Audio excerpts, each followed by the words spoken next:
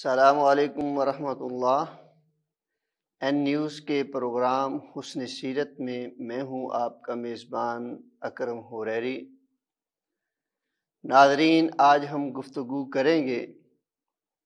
حقوق الزوجین کے اوپر کہ ایک خاوند کے بیوی پر کیا حقوق ہیں اور اسی طرح ایک بیوی کے اپنے خاوند پر کون سے حقوق ہیں۔ اللہ رب العزت نے اس دنیا میں رہتے ہوئے یہ بڑا ہی حسین بندھن بنایا ہے کہ انسان ایک دوسرے کے بہت زیادہ قریب ہوتا ہے، اور پھر اللہ نے اس سے برکتوں کا سلسلہ جاری فرمایا کہ ایک انسان اپنی نسل کو اس طریقے سے بڑھوتری دیتا ہے، دنیا میں اس کے ایک دوسرے کے لیے سہارے بن جاتے ہیں۔ تو خالق کائنات جل جلالہ نے سیدنا آدم علیہ السلام کو جب تخلیق فرمایا تو اس کے بعد سیدہ حوا علیہ السلام کو بھی تخلیق فرمایا۔ پھر ان دونوں سے اللہ کریم نے نسل کا اضافہ کرنا شروع کیا، اور وہ بڑھتے بڑھتے بڑھتے آج کھربوں کی کائنات انسانوں سے بس رہی ہے۔ سورہ نساء میں اللہ کریم ارشاد فرماتے ہیں کہ یا ایھا الناس اتقوا ربکم الذی خلقکم من نفس واحدہ وخلق منها زوجها وبث منهما رجالا كثيرا ونساء واتقوا الله الذي تساءلون به والارحام ان الله كان عليكم رقيبا۔ اللہ فرماتے ہیں کہ اے لوگو، اللہ سے ڈرتے رہو، وہ رب جس نے تمہارے جوڑے بنائے، پھر بہت سے مرد اور عورتیں تخلیق فرمائیں۔ یہ جو آپس میں تمہارا رشتہ ہے میاں اور بیوی والا، اللہ اس کے متعلق کل قیامت کو آپ سے سوال کریں گے، اور اللہ رب العزت ہر ایک چیز پر نگران ہے۔ تو مالک کائنات جل جلالہ نے اس رشتے کی اہمیت کے بارے میں بتلا دیا کہ یہ ایسا رشتہ ہے کہ اگر اس میں افراط و تفریط ہوا، اونچ نیچ ہوئی، تو اس کے بارے میں اسے جواب دہ ہونا پڑے گا، مرد ہے یا عورت ہے، دونوں کو اپنی اپنی سطح پر۔ اس لیے کہ نبی کریم صلی اللہ علیہ وسلم نے فرمایا کہ کلکم راع وکلکم مسئول عن رعیتہ، تم میں سے ہر ایک نگران ہے اور اس کی مسئولیت کے بارے میں اس سے سوال کیا جانے والا ہے۔ تو اس روایت میں پیغمبر مصطفیٰ صلی اللہ علیہ وسلم نے بتدریج حقوق اور ذمہ داریوں کا، مسئولیت کا تذکرہ فرمایا۔ جہاں پہ گھر کا سربراہ اگر مسئول ہے، اس کی عدم موجودگی میں گھر میں رہنے والی وہ خاتون وہ بھی مسئول ہے، اس کے مال کی، اس کے اہل کی، جتنی کسی کی استطاعت ہے اسے جواب دہ ہونا پڑے گا۔ قرآن کریم ارشاد فرماتا ہے کہ ایک دوسرے کے ساتھ حسن سلوک سے پیش آیا جائے، اور اس حسن سلوک کا کیا ہے کہ مالک کائنات جل جلالہ نے اس مرد اور عورت کے رشتے میں جو قوام قرار دیا ہے وہ مرد کو دیا ہے، اور اگر اسلام کے دیے گئے مرد اور عورت کو حقوق ہیں، ان کا اگر ایز اے ہول مطالعہ کیا جائے تو ہمیں یہ بات عیاں طور پر محسوس ہوتی ہے کہ مرد اور عورت کے حقوق بالکل برابر ہے۔ کسی سطح پہ اگر مرد کو برتری ہے تو کسی سطح پہ عورت کو برتری حاصل۔ تو یہ قوام کا جو اللہ رب العزت نے لفظ ارشاد فرمایا ہے وہ اس لحاظ سے ہے کہ معاشی طور پر انسانوں میں مرد کو مضبوط بنایا گیا ہے، اس کی ذمہ داریاں زیادہ ہیں، ان کی معاملات کو کنٹرول کرنے والی حص وہ اللہ رب العزت نے زیادہ عنایت فرمائی ہوئی ہے۔ اور اس لحاظ سے جب ہم دیکھتے ہیں تو کچھ حقوق تو ہیں جو مشترکہ ہیں، میاں کے بھی اور بیوی کے بھی۔ کچھ حقوق ہیں جو مرد پر واجب ہیں کہ وہ بیوی کے ادا کرے، اور کچھ بیوی کے اوپر واجب ہیں کہ وہ مرد کے حقوق کو ادا کرے، جیسا کہ رسول کریم صلی اللہ علیہ وسلم کے ارشادات سے یہ بات ملتی ہے کہ بیوی کے حقوق میں سے کہ آن صلی اللہ علیہ وسلم ارشاد فرماتے ہیں کہ اگر اللہ کے علاوہ کسی کو سجدہ ہوتا تو اللہ رب العزت بیوی کو حکم دیتے کہ وہ اپنے خاوند کو سجدہ کرتے۔ صحابی رسول عرض کرتے ہیں کہ میری پھوپھی جان حضرت حسین رضی اللہ تعالی عنہ کہ میری پھوپھی حضرت صلی اللہ علیہ وسلم سے ملاقات ہوئی تو آپ علیہ الصلوۃ والسلام نے میری پھوپھی جان سے پوچھا کہ آپ کے اپنے خاوند کے معاملات کس طرح ہے؟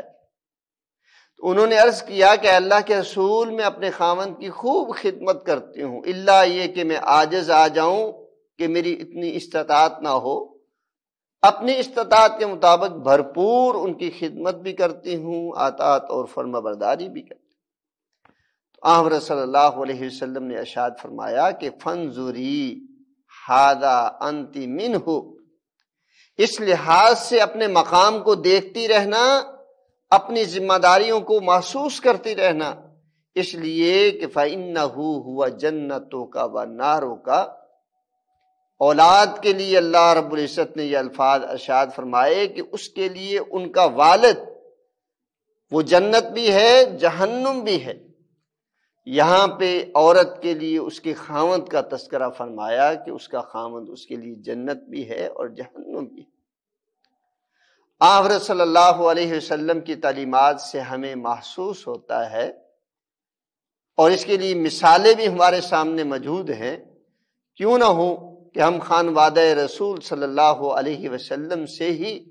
کچھ مثالیں آپ کے سامنے رکھیں۔ سیدہ خدیجہ رضی اللہ تعالی عنہا، ان کی بیٹی پیغمبر مصطفیٰ صلی اللہ علیہ وسلم کی بیٹی سیدہ فاطمہ، جس کے بارے میں زبان نبوت سے یہ فرمایا گیا کہ سیدۃ اہل نساء الجنہ، کہ یہ جنت کی عورتوں کی سردار ہیں۔ تو جو نساء اہل الجنہ کی سردار ہیں، ان کے بارے میں رسول کریم صلی اللہ علیہ وسلم نے کیا تعلیم ارشاد فرمائی کہ وہ اپنے گھر کا سارا کام کاج کرتی ہیں کہ تھک جاتی، پانی بھر کے لانا مشکیزے کے اندر، گھر کے کام کاج کرنا۔ ایک مرتبہ ایک غزوہ سے کچھ غلام آئے، سیدنا علی رضی اللہ تعالی عنہ کی مشاورت کے ساتھ سیدہ فاطمہ رضی اللہ تعالی عنہا پیغمبر مصطفیٰ صلی اللہ علیہ وسلم کے پاس، اپنے ابا جان کے پاس گئی۔ آپ گھر پر موجود نہیں تھے۔ ام المومنین کو اپنا ارادہ ظاہر کیا کہ میں اس لیے آئی تھی تاکہ مجھے کوئی غلام مل جائے، کام کاج کر کے تھک جاتی۔ واپس حضرت صلی اللہ علیہ وسلم پلٹتے تو آپ کو بتلایا جاتا ہے، حضرت صلی اللہ علیہ وسلم سیدہ فاطمہ کے گھر تشریف لاتے ہیں، سیدنا علی بھی موجود ہیں، دونوں کو مخاطب کرتے ہوئے فرمایا کہ میں آپ کو ایسا وظیفہ نہ بتلا دوں، کچھ الفاظ اور اذکار نہ بتلا دوں کہ اگر تم ان پر عمل کرو تو تمہارے لیے غلام سے کہیں زیادہ بہتر ہے۔ یعنی آپ علیہ السلام ان کو غلام ہبہ کر سکتے تھے، عنایت کر سکتے تھے، لیکن نہیں کیا۔ پتہ بھی ہے کہ فاطمہ بیٹی کام کاج کر کے تھک جاتی ہیں، لیکن پیغمبر مصطفیٰ صلی اللہ علیہ وسلم رول ماڈل نمونہ ہے، اسوہ حسنہ ہے۔ آپ علیہ الصلوۃ والسلام کا نمونہ قیامت تک آنے والی خواتین کے لیے، مرد و خواتین کے لیے۔ تو آپ علیہ السلام نے اس طرح اپنی تعلیمات میں یہ بات رکھی کہ کہیں ایسا نہ ہو کہ والدین کی یہ ذمہ ہو جائے کہ وہ ساتھ اپنی بیٹیوں کو غلام اور نوکر بھی دیں۔ گفتگو کا سلسلہ جاری ہے، چلتے ہیں ایک چھوٹی سی بریک پہ، ہمارے ساتھ رہیے گا۔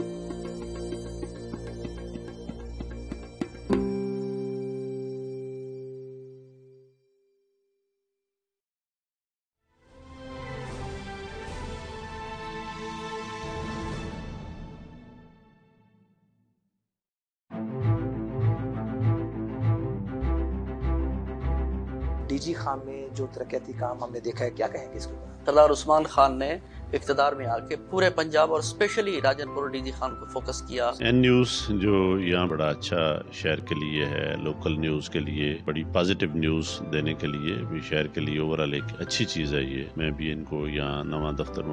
بنانے پہ مبارکباد پیش کرتا ہوں۔ بی ایم پی کے ساتھ مل کے ہم نے ایک آپریشن بھی کی اور کچھ اور بھی ہمیں انٹیلیجنس بھی وہاں سے ملی ہے، انشاءاللہ اس پہ کام جاری ہے۔ جی بالکل، اس ٹائم ہم موجود ہیں ڈیرہ غازی خان پل ڈاٹ کے اوپر۔ یہاں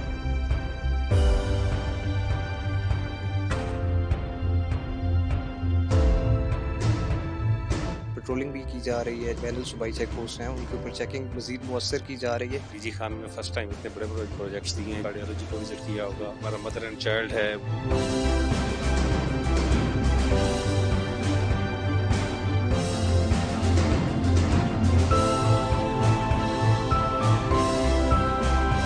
میں شکریہ ادا کرتا ہوں این ٹی وی کا، اور میرے خیال میں ابھی انیشیل ڈیز ہے کہ آپ یہاں تشریف لائیں، تو خوشی کی بات ہے۔ میں آپ کے ادارے این نیوز کی بہت شکر گزار ہوں۔ اس حصے میں سب سے پہلے تو آپ کا شکریہ ادا کرتا ہوں کہ آپ نے مجھے اس پہ کچھ کہنے کا موقع دیا۔ بہت شکریہ سب سے پہلے تو این نیوز کا کہ انہوں نے یہاں پہ اپنا اسٹوڈیو ڈی جی خان میں بنایا۔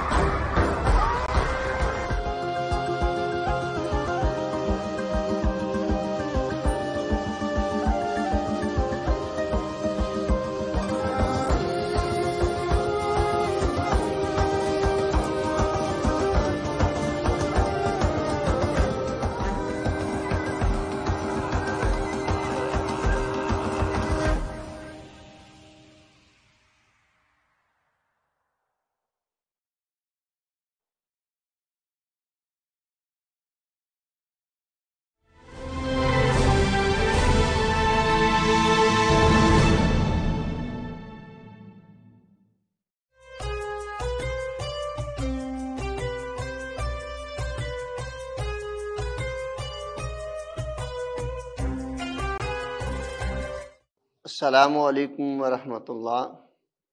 ناظرین، گفتگو ہو رہی تھی کہ سیدۃ نساء اہل الجنہ سیدہ فاطمہ رضی اللہ تعالی عنہا، رسول کریم صلی اللہ علیہ وسلم نے بجائے اس کے غلام عنایت فرماتے انہیں ایک وظیفہ بتلایا کہ اے میری بیٹی فاطمہ، جب رات کو بستر پر سونے لگو، سبحان اللہ، الحمدللہ، اللہ اکبر 33 مرتبہ پڑھ لیا کرو، اللہ تمہاری تھکاوٹ کو دور فرما دیں گے۔ آمر صلی اللہ علیہ وسلم نے وہاں پہ سیدنا علی رضی اللہ تعالیٰ عنہ کو مخاطب کر کے یہ نہیں کہا کہ میری بیٹی کو غلام مہیا کرنا، نوکر مہیا کرنا یہ آپ کی ذمہ داری ہے، گھر کے کام کاج بہت ہیں، بلکہ ترغیب عطا فرمائی اپنی بیٹی کے لیے، نصیحت کی، اور انہوں نے بھی پیغمبر مصطفیٰ صلی اللہ علیہ وسلم کے سامنے اصرار نہیں فرمایا۔ اور ایک خاتون کے لیے تو آقا نامدار صلی اللہ علیہ وسلم نے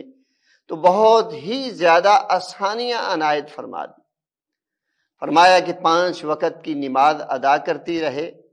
حافظت فرجہا، اپنی شرمگاہ کی حفاظت کرتی جائے، سامت صومہا، روزے رکھتی رہے، اور اس کے ساتھ اپنے خامد کی اطاعت کرے، یہ 4 کام کرے۔ فقیل لہا، اس کے لیے کہا جائے گا ادخل الجنہ من ای ابواب الجنہ، کہ جنت میں جس دروازے سے چاہو داخل ہو جاؤ۔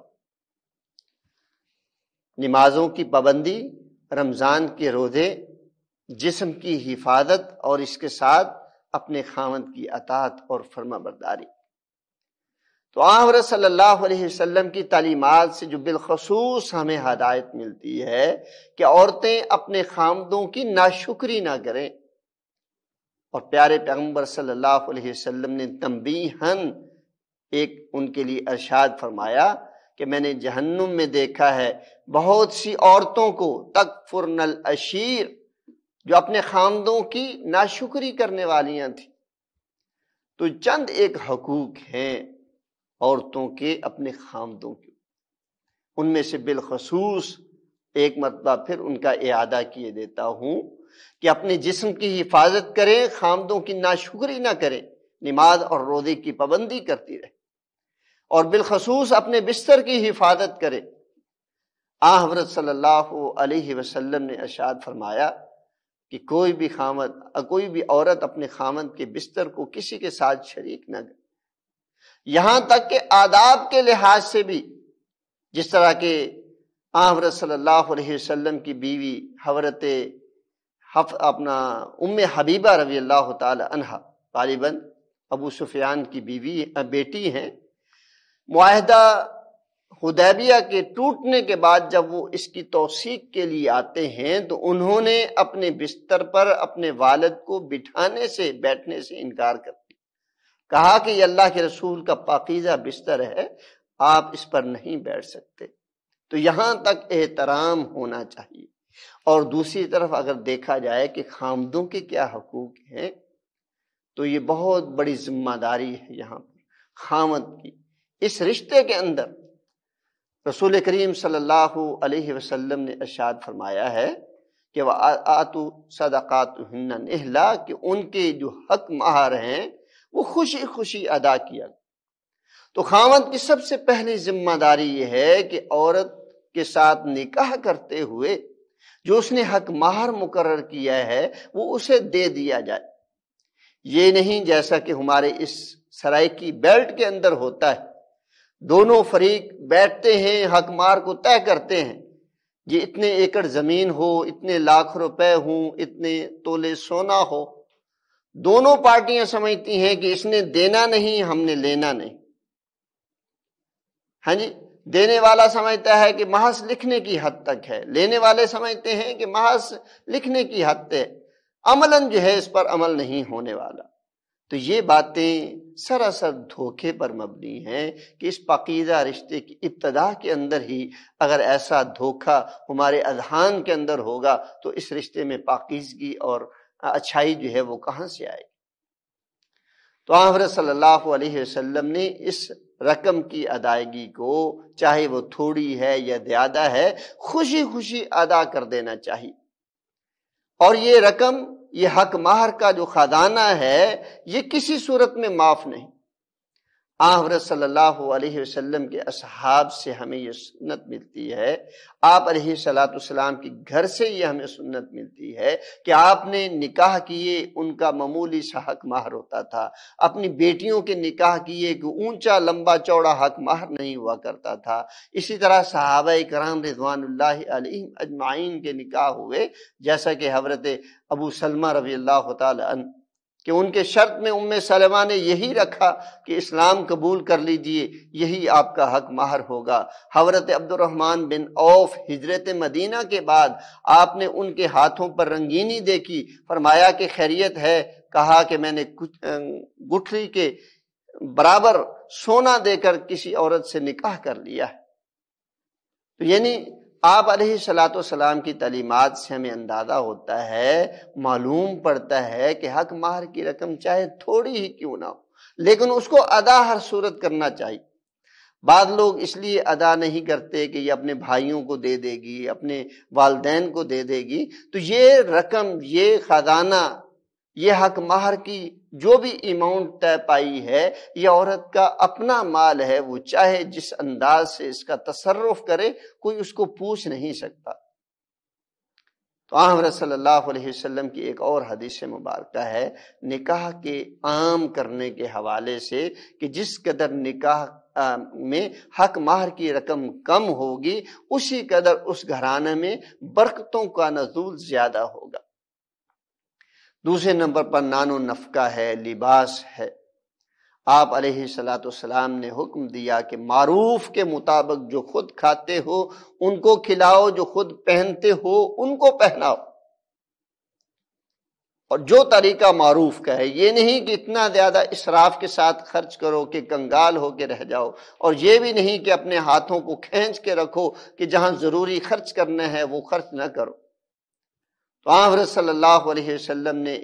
یہ خامدوں کے لیے یہ حدیث مبارکہ بالخصوص بیان فرمائی ہے کہ انسان وہی اچھا ہے، وہی انسان اچھا ہے جو اپنے گھر والوں کے لیے اچھا ہوگا، اور اگر اسے گھر والوں پہ خرچ کرنا پڑتا ہے، بیوی پہ، بچوں پہ، تو اس کا یہ خرچ کرنا حضرت صلی اللہ علیہ وسلم نے صدقے سے تعبیر فرمایا ہے کہ اس کا جتنا بھی وہ خرچ کرتا ہے مال، اس کے بدلے میں اسے اجر و ثواب عنایت کیا جاتا ہے۔ تو گویا اس پاکیزہ بندھن کو قائم کرنے کے لیے اگر شریعت نے کچھ اصول دیے ہیں تو اپنے بندوں کو نوازا بھی ہے کہ عورت اپنے خاوند کی دل جوئی کرتی ہے تو اللہ اس پہ بھی اجر، اگر خاوند اپنی گھر والوں کو خوش کرنے کے لیے کچھ کرتا ہے تو اس کے لیے بھی اجر۔ اور اس لحاظ سے اللہ رب العزت نے خاوند کو جو ہے وہ قوام کہا ہے کہ وہ گھر سے صبح سے لے کر شام تک مارا پھرتا ہے، کما کر کے لاتا ہے اپنی بیوی کے لیے، بچوں کے لیے، ان کو گھر مہیا کرتا ہے، ان کو لباس مہیا کرتا ہے، ان کے علاج معالجے کی سہولیات ان کو مہیا کرتا ہے، ان کو کھانے پینے کی چیزیں مہیا کرتا ہے۔ تو اس لحاظ سے دونوں اللہ رب العزت کے شکر گزار بندوں میں بن جاتے ہیں جب وہ اللہ کا حکم سمجھتے ہوئے یہ ساری چیزیں اپنے ذمے لے کر خوش اسلوبی سے اس کو جو ہے وہ طے کرتے ہیں، اور اس کے ایک ایک پہلو میں، ایک ایک امر کے اندر، ایک ایک رشتے کو نبھانے کے لیے رسول کریم صلی اللہ علیہ وسلم نے جو ہمیں ہدایات عنایت فرمائی ہیں وہ بڑی ہی اعلیٰ ہے، جو معاشرے کی اصلاح کے لیے بنیادی حیثیت رکھتے ہیں۔ حضرت اسماء بنت ابی بکر رضی اللہ تعالی عنہ، حضرت عائشہ رضی اللہ تعالی عنہ کی بہن ہیں، جب ہجرت کر کے مدینہ آ جاتی ہیں تو ان کی والدہ ان سے ملنے کے لیے آتی ہیں۔ اللہ کے رسول صلی اللہ علیہ وسلم سے پوچھا کہ اللہ کے رسول، میری والدہ مجھ سے ملنے کے لیے آئی ہیں تو میں ان کے ساتھ کیسا سلوک کروں؟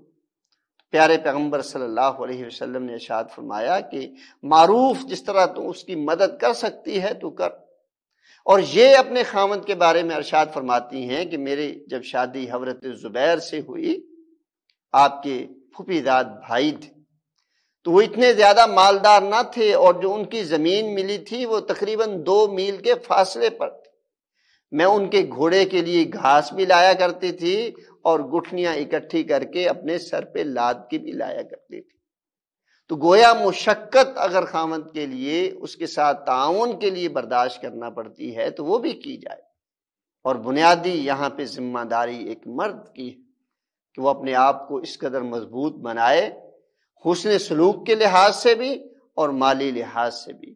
تو دونوں چیزوں میں سب سے زیادہ وہ عطا کرنے والا اپنے گھر والوں کو ہو. اس لیے کہ رسول کریم صلی اللہ علیہ وسلم نے فرمایا خیرکم خیرکم لأہلی وانا خیرکم لأہلی. تم میں سے بہترین وہ ہے جو اپنے گھر والوں کے لیے بہترین ہو، اور میں اپنے گھر والوں کے لیے تم سب سے زیادہ بہترین ہوں. پروگرام کا وقت ختم ہوا چاہتا ہے. اسی کے ساتھ ہم آپ سے اجازت طلب کرتے ہیں. کل انشاءاللہ ایک نئے عنوان کے ساتھ آپ کی خدمت میں حاضر ہوں گے. تب تک کے لیے اپنے میزبان اکرم حریری کو اجازت دیجیے. السلام علیکم ورحمۃ اللہ